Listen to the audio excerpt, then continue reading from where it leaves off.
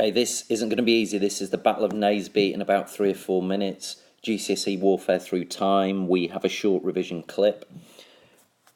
This is the turning point in the English Civil War where you get King Charles I, the Royalists, against his parliamentary opponents.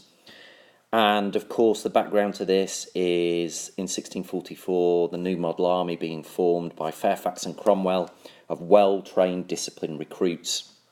So therefore, by the time you get to June 1645, you have two sizable armies lined up facing each other across open ground near the village of Naseby in Northamptonshire. You've got the King's main army versus Fairfax and Cromwell's New Model Army. Sometimes it's worth looking at a map when you're revising this, a map of the battlefield. Both sides lined up by putting infantry forces of pikemen and musketeers at the centre of their formations, with cavalry groups on their flanks. The battle started with a brief and pretty ineffective firing of cannons by artillery soldiers, and then a group of parliamentary dragoons under the command of Colonel Oakey moved up behind a row of hedges and trees against Prince Rupert's cavalry on the western side of the battlefield.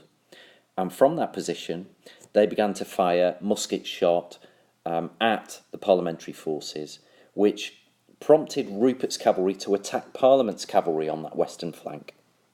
And Rupert's cavalry was pretty successful. It drove through the parliamentary cavalry, but then it made the mistake of continuing their advance in an attempt to locate and capture the parliamentary baggage train for plunder. Now this was a mistake, as Rupert's men failed to return to make any further impact on the battlefield that day.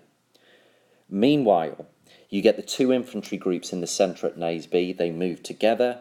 They just about managed to fire a volley of musket shots before they started hand-to-hand combat, using swords and using their muskets as clubs.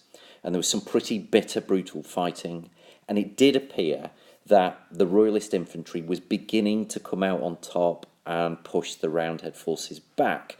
So at the moment, it's looking like the King's men are starting to win the day. However, you then get the turning point of the actual Battle of Naseby itself, when Cromwell decided to advance his cavalry, known as the Ironsides, to charge at the King's other cavalry unit on the eastern side of the field of battle. And Cromwell's men smashed into their enemy very successfully, but then, unlike Rupert, had the discipline to return back into the heat of battle and charge at the enemy infantry as well. Now, Charles's infantry was very much crushed now in the centre of the battlefield, vice-like between the newly reinforced parliamentary infantry that was coming through from behind.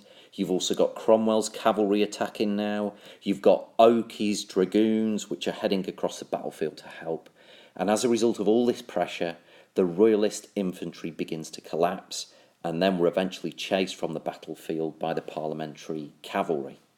So, Cromwell played a key role. Not only was he largely responsible for the forming and the training of the New Model Army itself, but also he displayed bravery and very effective leadership at Naseby even during the battle, which turned the tide of the battle in Parliament's favour. Charles's army had suffered a huge defeat, and the Civil War was now practically over. The rest is history. 1649, Charles I tried and executed, and actually it would be Cromwell who would take his place as ruler of the country.